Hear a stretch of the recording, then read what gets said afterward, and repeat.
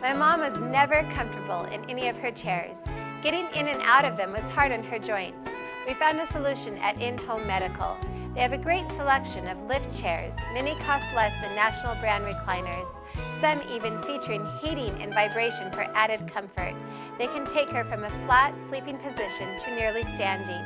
We found everything she needs for a much better quality of life at In-Home Medical.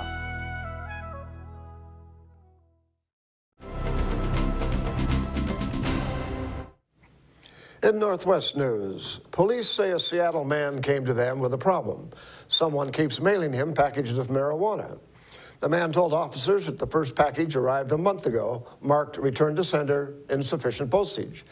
The man's home was listed as a return address. He says he opened it, found marijuana inside, and threw the box away. When a second package arrived Monday, he took it to the East Precinct officers. The officers say the package was addressed to a business in Georgia and contained about a half ounce of plastic-wrapped marijuana. They sent it to the evidence unit for destruction. On their website, police note that while adult possession of small quantities of marijuana is legal in Washington, sending it through the federally run mail system is not. A Seattle man was burned when a news helicopter crashed on his car last month. He is recovering in the hospital, and his grateful family wanted to meet and personally thank the security guard who stayed with him until help arrived. Reporter Molly Shen has the story. When a disaster happens, when tragedy falls out of the sky right in front of you and life is on the line, you hope you would do the right thing. Richard Newman did. His car smashed and in flames. He reacted. I heard the door forced open. I saw him get out. He didn't panic. He did everything he needed to survive. And once Richard did the right thing, so did Brian Post. He beat back the flames on Richard's body and then kept his hands on him so Richard would feel a human touch. And I wanted him to understand that he was not alone and that he was going to be okay. I kept repeating it, that the paramedics were there, he was going to be okay. It's important to know that you're not alone. Richard doesn't remember that compassion. Hello. Hi. How are you doing? Very good. It's good to meet you. But in the 2 weeks since those horrible moments, Richard's family has wanted to meet Brian. Knowing that he was there in pain, and I couldn't be there for him at that moment, I'm glad somebody was. You've done something that I'll never forget. Daniel Jung, Richard's partner, wanted to thank Brian in person, and so did Richard. Our TV cameras can't go into the ICU, but the family allowed a few photos.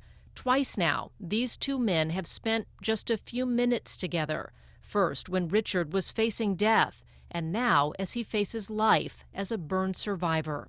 That's one thing I wanted him to know, that he already did the first stage, and now he's got to keep going, and he'll make it. They are forever connected. Brian Post, who showed bravery and compassion, and Richard Newman, who showed his will to live. I'm so proud of him. I'm so proud of him, and I tell him that every day. I said, you faced incredible odds, and you were able to survive. A photographer and pilot aboard the helicopter were killed in the crash. The amount of canola grown in Washington is expected to grow for the 4th consecutive year, but chickpea plantings may level off after more than a decade of booming production. That's according to a recent forecast by the U.S. Department of Agriculture. The report also predicts the state will produce more dried peas and wheat this year, with corn and hay acreage stabilizing. Chickpeas, also called garbanzo beans, have been a success story for eastern Washington farmers because of the rising demand for hummus.